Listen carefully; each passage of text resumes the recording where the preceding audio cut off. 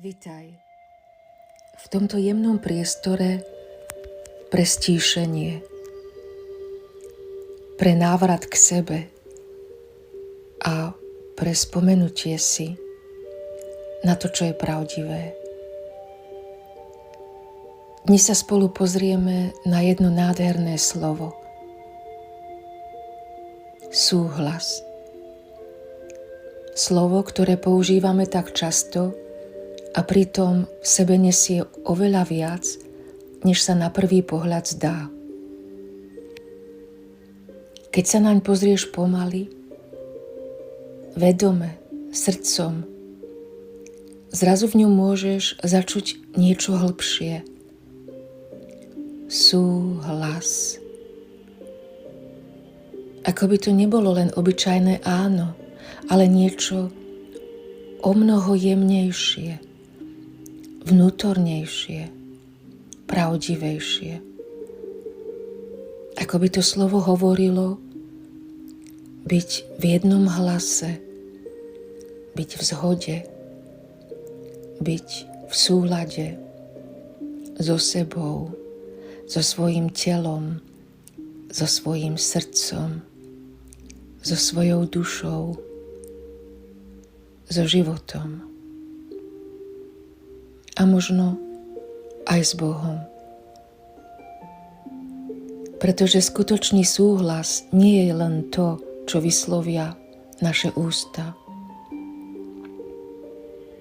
Skutočný súhlas je to, čo sa deje v nás. Je to okamih, keď to, čo zacítiš vo svojom vnútri, je v zhode s tým, čo žiješ navonok. Keď tvoje áno nie je naučené, nie je vynútené, nie je zo strachu, nie je preto, aby si niekoho nesklamal, ale je pravdivé, tiché, čisté, živé. A možno to poznáš, ten zvláštny pocit, keď povieš áno, ale celé tvoje telo sa stiahne. Keď sa usmeješ, ale niečo v tebe zhasne. Keď navonok súhlasíš, ale tvoja duša ostane ticho. A to ticho niekedy bolí viac, než akékoľvek slová. Pretože duša vie, telo vie, srdce vie. A aj keď myseľ hľadá vysvetlenia, vnútro často odpovie skôr. Nie slovami, ale pocitom, napätím, pokojom, ťažobou alebo jemným uvoľnením. A práve tu sa začína duchovný rozmer súhlasu. Nie je v tom, či vieš všetko správne pomenovať, ale v tom, či sa vieš započúvať. Či ešte počuješ svoj vnútorný hlas pod všetkým tým hlukom sveta. Pod očakávaniami, pod povinnosťami, pod rolami, ktoré si obliekol, pod tým, kým si sa musel stať, aby si bol prijatý. Pretože niekedy sa v živote tak veľmi učíme byť pre druhých, že sa vzdialíme od seba.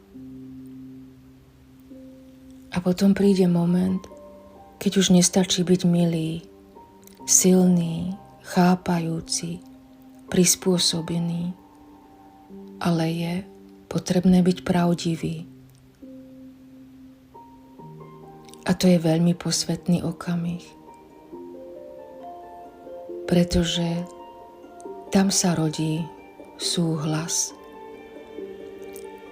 Nie ako dokonalosť, nie ako výkon, nie ako duchovný ideál, ale ako návrat. Návrat do priestoru, kde tvoje vnútro už nemusí bojovať samo so sebou, kde sa mysel prestane hádať so srdcom, kde telo nemusí niesť to, čo ústa nevedia povedať, kde duša konečne môže vydýchnuť. A možno práve toto je jedna z najhlbších foriem liečenia. Nie opravovať sa, nie tlačiť sa, nie byť lepším, ale znovu sa naladiť na svoj vlastný tón, na svoj pravý hlas, na tú vnútornú frekvenciu, v ktorej cítiš, toto som ja, toto je moje áno, toto je moja pravda. A vieš, niekedy je súhlas práve v tom, že konečne povieš nie. Nie s hnevom, nie zo zatvrdnutia, ale z lásky k sebe. Pretože aj nie môže byť čisté, aj nie môže byť svetlo, aj nie môže byť duchovné. Ak chráni tvoju pravdu, ak chráni tvoj pokoj, tvoju dušu, potom aj ono patrí do súladu. A tak sa dnes možno nemusíš pýtať, čo mám urobiť správne. Možno stačí tišia, jemnejšia otázka. Kde v mojom živote ešte nie som v zhode sama so sebou? Kde hovorím to, čo sa odo mňa čaká, ale nie to, čo je pravdivé? Kde som sa odpojila od svojho cítenia, od svojho tela, od svojho vnútorného vedenia? A kde ma život volá späť? Späť do súladu, späť do pravdy, späť do seba. Skúsi to dnes len jemne všimnúť,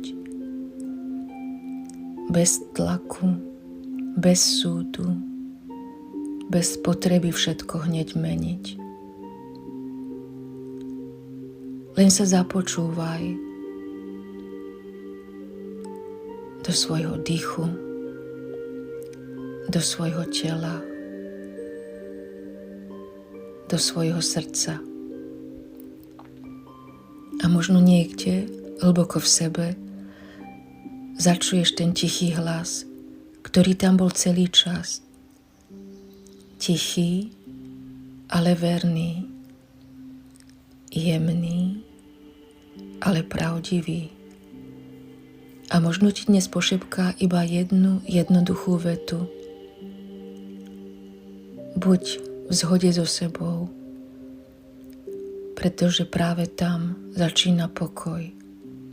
Práve tam začína uzdravenie. Práve tam začína návrat domov. Domov do svojho stredu. Domov do svojho hlasu. Domov do svojho súhlasu. Ďakujem, že si doprial tento priestor. A ak chceš, môžeš si dnes odniesť túto jemnú pripomienku. Súhlas je okamih, keď môj vnútorný hlas znie v pravde.